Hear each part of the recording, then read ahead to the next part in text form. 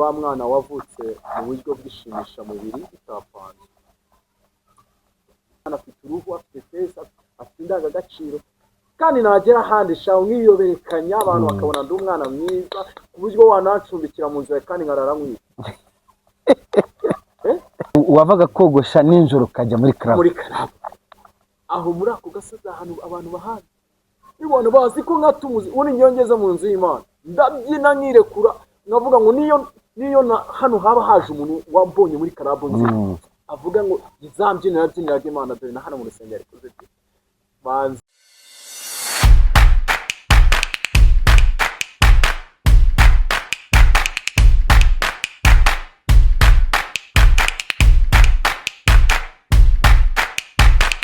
Shalom shalom bakunzi ba Urban Gospel Rwanda, nongeye kubasuhuza mbifuriza amahoro y'Imana aho muri hose, kandi mbabwira yuko ibintu byose ari shalom shalom kuko niyo mvugo dukunda gukoresha cyane abantu badukurikirana. Ejo bundi hari umuntu wambwiye ati kuki ukunda gusuhuza bari abantu ngo y'Uburasirazuba, Uburengerazuba, Amajyepfo ndetse n'Amajyaruguru. Ni ngombwa ko impande zose nabonye yuko abantu batuye mu Rwanda badukurikirana cyane, noneho tukaba tugire n'inshuti zacu ziri hirya no hino mu bihugu bitandukanye mu mahanga y'ubwota amasimbi badukurikirana kuri Urban Gospel Rwanda. Iyi ni channel y'urubyiruko, ni channel buri muntu wese ageraho akumva akabohoka, ni channel ducishaho ivuga butumwa mu buryo butandukanye, yaba mu bitaramo, yaba mu abahanzi, yaba urubyiruko rukora ivuga butumwa, yaba ubuhamya. Hano nibyo dukora kuri Urban Gospel Rwanda. Wowe wakoze subscribe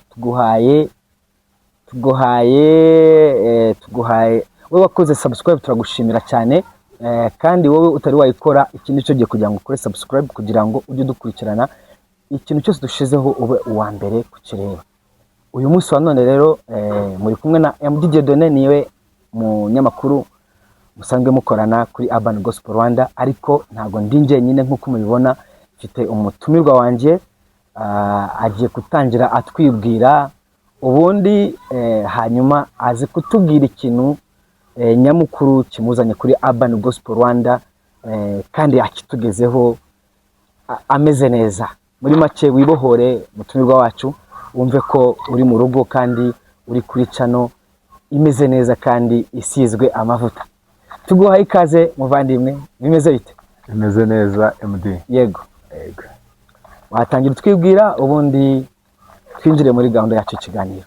Nejejwe n'Imana mu mutima wanje, umuriro w'ijuru ndiho, sigaye ngendera mu mucyo ukuri, Yesu umukiza niwe mucyo. Amazina yanjye nitwa Sano Olivier. Amina. Akaba ariyo mazina niswe n'ababyeyi banzara mu buryo bw'umubiri, no mu buryo bw'umwuka nitwa Dawidi, Daniel, Esther na Mons. Murakoze cyane. Sano Olivier, uri smart mbere na mbere, urasa neza rwose. Urakoze. Abantu bakurikirana Urban Gospel Rwanda uyu munsi babwije ukuri yuko twakiriye umusore uri smart. Ndakeka ko ukiri umusore. Ndi umusore, ndashima Imana. Amina. Sano bimeze bite? Ndashima Yesu, umutima wanjye uranezerewe. N'amahoro. Wewe biragaragara ko ufite akanyamuneza, uburyo bavandi ndaza kubereka kuntu Sano yambaye arasa neza rwose nk'umuvuga butumwa mu rubyiruko rwose ruhagaze neza. Sano urasa neza? Ibi byose biva he? No kubera Imana. Yego. Ya, Sano twinjize rero mu kiganiro, umunsi dufitiye ubuhamya, udufitiye ivuga butumwa. Turagira ngo mbese tukwakire ubundi tuguhe microphone urayifite, ubundi tuguhe ijambo, ubundi ukomeze dore ko n'Imana yaguhaye ijambo. Murakoze. Yego. Yaba badukurikiranye bari amahanga, bari no mu Rwanda. Yego. Ejo bundi nerutse kubona akantu k'inkuru kuri TikTok. Yego. Hari umupasitoro wari waje mu ivuga butumwa hano mu Rwanda. Aravuga ngo u Rwanda si igihugu gusa, ahubwo ngo i Rwanda, mu Rwanda ngo ni amarembo. Ako karakumvishije ngo yize nange narakumvishije. Aravuga ngo ntago amarembo akiri Israel. Yego. Ngo amarembo ari hano mu Rwanda. Haleluya. Kandi umukuru w'igihugu wacu ni umukozi w'Imana. Amina. ako kantu kanshengera mu mutima narakubwiye ndavuga ngo nanjye ubanza ariyo mpamvu eh umuntu uri mu Rwanda ushatse Yesu ahita amubona. yes bakunzi Reka dutangire. abantu bakurikirana Urban Gospel Rwanda, uyu munsi ni amavuta gusa sano rwose. Olivier Karame wibohore kandi wuzuzwe, uri kuri channel imeze neza. nokuri nanjye nabyumvishe ikirere kirabohoye. Yego. Natarabaha ubuhamya ho gatoya, twasoma Zaburi, igitabo cya Zaburi, Zaburi ibice 49 umurongo wa 13. Umutwe w'amagambo uravuga ngo Zaburi iyi yahimbiwe umutware w'abaririmbyi ni ya bene korari. Ni ya bene kora. Yego. Umurongo waho wa 13 uravuga ngo ariko umuntu nahorana icyubahiro ahwanye n'inyamaswa zipfa. Murakoze cyane, kambanze mbaho ubuhamya. Yego. Ariko buri no muri rino jambo turagendera mu ijambo, nta kibazo rwose. Ndi umusore wavutse mu 2000, mvuka ku mubyeyi witwa Nyirasafari Sandrine, umugabo akitwa Gatambara. Navukiye ku Murindi wa Kanombe. Ndi umwana ntago nzi ukuntu byari bimeze, ndi uruhinja urumva nta bwenge nari mfite. Nderwa na mama mu gihe kingana n'umwaka, anjyana kwa data. Ni wa mwana wavutse mu buryo bwishimisha mubiri bitapanze. Ubwo yajyanaga kwa papa yakoraga akazi ka leta, yari umusoda. Urumva ntabwo yari kundera, ahubwo byabaye ngombwa ko nderwa na mama ubyara papa ariwe nyogokuru wanjye. Yego. Urira kwa nyogokuru, sinzi ngo yamaye irihebere kandi yari yarakize, ariko mu bukonikoni bw'Imana, mu bubasha, mu bumana bwayo imuha ubwenge, abasha kundera kandi ndakura.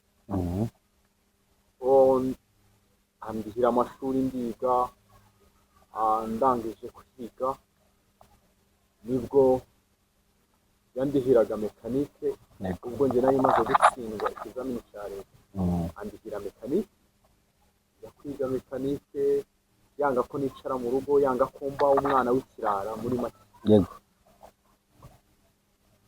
Ariko nubwo ibyo byose byabaga, numvaga mfite ubwoba muri ngiye mu mutima, vuga ngo kuki navutse gutya, ese kuki nabona abandi bana baza gusura kwa nyogokuru kandi bafite bo bari buve kwa nyogokuru muri vakanse bagataha bakajya iwabo ku babyeyi. Mwumva mfite inimba, ariko mwumva nawe nayibwira. Nyogokuru andihira iryo shuri ry'umwuga nize i Remera, aho bita VTC Remera. Rero wacu icyo gihe yari yishyuye Emmanuel Banza ndetse mbona akazi ka mekanike. Ako kazi rero niho ubuzima bwanjye bwaseye nk'aho burangira. Urumva sinari nyiba mu rugo. Yego. Naragendaga mu gitondo nkagaruka nimugoroba. Yego. Icyo mbwira umuntu waba udukurikiranye ariko ari urubyiruko, ijambo ry'Imana nasomye muri Bibiliya rirambwira ngo umubyeyi wacu ahagarariye Imana hano ku isi. Ariko iyo turi urubyiruko ibyo ntabwo tubitekereza, ntabwo tubiha agaciro. Ubwo ndatangira nangira akazi, n'ubundi arishimiye uko yamaye. Yego. Si uko nari naragize amanota meza, si uko nari nzi mekanike cyane. Yego. Ahubwo ngo uwo nshimiye yari yariganye, bari inshuti na kwa mukecuru, ariko nabo bahujwe nanjye uko ngiye kwiga kuri icyo kigo. Yego. Ndetse njyewe mu buryo bugoranye, amafaranga yarabuze, biragorana cyane. Ubwo nkajya ngenda mu gitondo nkagaruka nimugoroba. Abo dukorana babatangiye kunjyana mu ngeso z'ubusambanyi, mu ngeso z'ubusinzi. Nkagenda nkaharara nasinze, ngatinya kuza mu rugo, nangira nihisha. umukecuru yambaza nkamubwira twaraye dukanika twagiye kudepana umuntu za Kimironko za he nkamubeshya bukeye biramenyekana ajya naha nasinze umukecuru akarira akavuga ngo uyu mwana yahamagara papa ati uwo ni ururara n'ikirara ati nuko nguko yarangira ya mekanike kubera ubusinzi kubera ubusambanyi ndi umwana muto umwana utari wakagira imyaka 18 birangira akazi kananiye kurara yama mu rugo nyine kandi nari mbonye akazi umukecuru akajya arambwira ati akazi kakunaniye noneho bigera igihe nkajya numva ijwi rimbwira ngo ariko wavuye kwa nyogokuru ukagenda nkarwana naryo ariko ijwi rigera aho rindusha imbaraga mva mu rugo aho najyaga saa sita nijoro aho nanywaga amata aho nanywaga icyayi aho nategekaga aho nabwiraga umukecuru ngo nshaka icyo akahita akiba ijwi riza muri njye rirambwira ngo uva aho ngaho ugende yego ariko nari nyiri Dubai ntabwo nabashaka kumenya ngo ni ijwi ribimbwira numvaga ariko bigomba kugenda mva kwa mukecuru ndagenda yagutangira ubuzima ubuzima ni amafaranga nta giceri nta kazi ari ijwi gusa ariko ubwo nari ndaho kwa mukecuru urabizi umuntu wari yarigeze akazi wari waritangiye kunywa amayoga nkava naramwibaga yego yaza n'umufuka w'ibishyimbo nkayoraho 5 yajyana kugurisha nabona icyo gihumbi nkakinywera icyuma yaza n'umuceri abana biba bamuzaniye nagakora nkayoraho imifuka nkajyana nagurisha rimwe akamfata akambabarira ubundi akamfata akabibwira abantu inkuru sano w'igisambo sano w'umuzi manigira neza MD manigira neza cyane bakwa mukecuru ya gushaka mama yeze kwa mama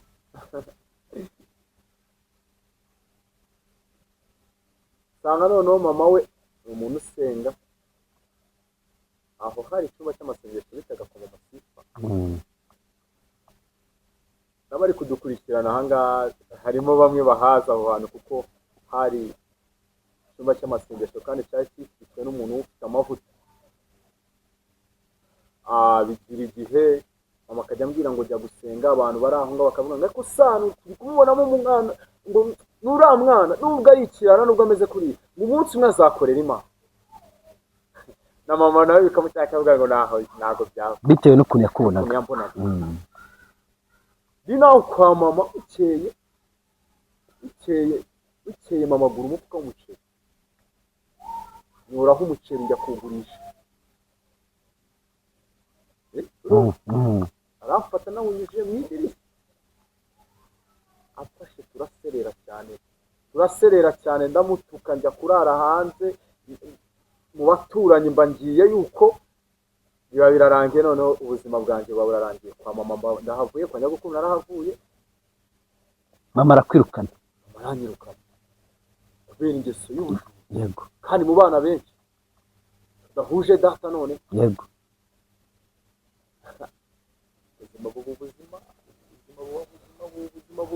ubuzima turi kwinjira mu buhamya bwanjye noneho bwa buhamya umusore wese yanyuramo wari warize mekanike ndara hanze ndara muri rigori njya kwikorera imifuka y'imicanga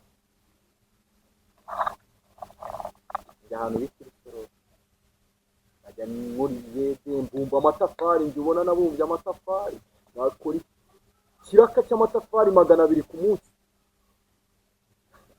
abantu bandeba batari uyu mwana nubwo abumbaye amatafari nubwo agira n'ubuzima uyu mwana twikona yarakuriye mu buzima bwiza umwana afite uruhu afite feza afite indangagaciro kandi nagera ahandi shaho nk'iyoberekanya abantu bakabona ndi umwana mwiza ku buryo wanancumbikira mu nzu kandi nkarara mwiza uyu mwana bamwe barankurikirana buriya ngo ntago wahisha aho uvuka yego noneho nawe mfite nyogokuru wanjye wagiye afasha abantu benshi, wagize neza. yego bigakubitana nuko nsa na papa, ubu nsa na papa. Abantu bakambona ariko uriya mwana se twariganye, ati nubwo tutaragana nawe se twariganye. Bukeye baramva bakanyegera, mbabwiye data ati ntabwo bishoboka, umuryango w'uyu mwana ntabwo uyu mwana yagakwiye kuba bumva amatafari. bajya guhuruza ngati umwana w'uwanjye, ati kuki uyu mwana ari hano, ati natwe twaramubuze, biba ngombwa ko ngaruka mu rugo. yego ubwo ndi muri icyo gihe ubundi nasomye igitabo cy'itangiriro, kiragenda kikagera no mu kuva ngo Imana ihamagara Mose, ariko ibona Mose ntabwo afite imbaraga, ntabwo nyine Mose ari ahazagera acika intege. irangije ngo imuhamagarira n'undi mufasha witwa Aroni. yego aho ngaho nibwo Imana yampaye umufasha witwa Aroni, yitwa Mana Ishimwe Egide. yego avuka umushe. uwo musore ngenda ngiye kumukorera, yaranyogoshaga ubundi, ariko ngenda ngiye noneho kujya mukoreramo amasuku muri saro. umuntu arandeba arebye ukuntu igihagararo, ubu narananutse uvuye hahandi mu gitaka mu kubumba. ubu narananutse, ubundi mbere nari mbyibushye, nasaga neza cyane.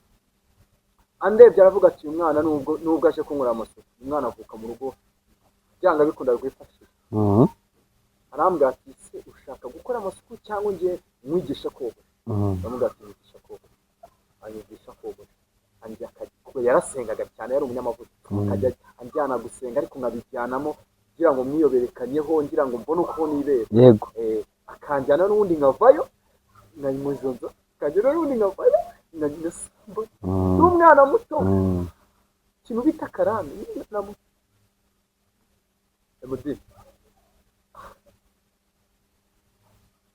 niga kogosha ngeraho igihe nsubira kwa mukecuru. ubwo ndi kwanga kubinyuramo cyane kuko ndagenda ndasakara. ubwo ngubwo ngeze kwa mukecuru, ubwo nari naramenye kogosha, ndahaba. wa mungu akajya ambwira ati se bimeze bite. papa rero ati mwana wanjye ugomba kujya mu gisirikare. ako nkumva ijwi rimwe ngo ntabwo ugomba kuba umusirikare, naryumva nkajya mu bizamini bimwe na bimwe nkabitsinda, ntihabura ikinsinda, ntihabura ikingura. ikizamini cya gisirikare. hari naho nagiye noneho ngera intashyo ngera ku kibuga neza, ku kibuga biba ngombwa ko mvayo ndagaruka. kandi wagiye wiyemeje. nagiye niyemeje, ariko nkumva ijwi noneho. icyo gihe natsinzwe na rizati, nari nacurishije rizati. urumva ko wagikundaga igisirikare? igisigaye njye nanagikundaga, nkumva nagikora. na papa kandi ashaka kongera, ariko nkumva ijwi kugera aho ngaho mbivamo. ubwo ngubwo ndi kwa mukecuru arambwira ati umuhungu wanjye dore urashaje, dore urakuze, ntabwo uri gusubira bwame gukura ijya imbere, ntabwo nzakorera hano nta n'ijana naki. ariko ubwo naba narumvishe ko nakuze nyine nangiye kwihana. mukecuru wanjye rero arambwira ati subira hahandi ko wa muhungu wakwigisha kogosha. ndamubwira ati Imana ishimwe Egide, wamfashije amakazi. ntangira kwiga kubona nari narabimenye, nkajya nogosha, ngira n'abakiriya benshi bakankunda. aho rero njye nararaga mbyina muri karabu nkamansura, nkagira ute, aho mubakira izina abantu bahanze aho ngaho. wavaga kogosha nijoro ukajya muri karabu. aho muri ako gasozi ahantu abantu bahanze, nibona bazi ko nkatumuzi, ubundi nyongeze mu nzu y'Imana ndabyina nkirekura, nkavuga ngo niyo hano haba haje umuntu wambonye muri karabu nzima, avuga ngo izambyinira Imana, dore na hano mu rusengero ariko banzi nyine nk'umuntu ubyina. nabyina abamansuzi bazanye baje kwishyura, abari kubabyinisha bakabyanga ngo turashaka uyu nguyu, abakiriya turashaka uyu. nabyina bakamenaho amazi, nabyina bakangurira inzoga, hageze no kuza umuntu mu 20,000 ati uzi kubyina, byinisha abamansuzi kabisa. Imana ukuboko kwayo. Ubwo ngubwo ndi muri iyo minsi umuntu haza umusore nabwo duhura mu kabari, arambwira ati wambaye neza. Nakundaga umuntu wambaye imyenda y'imikara rero,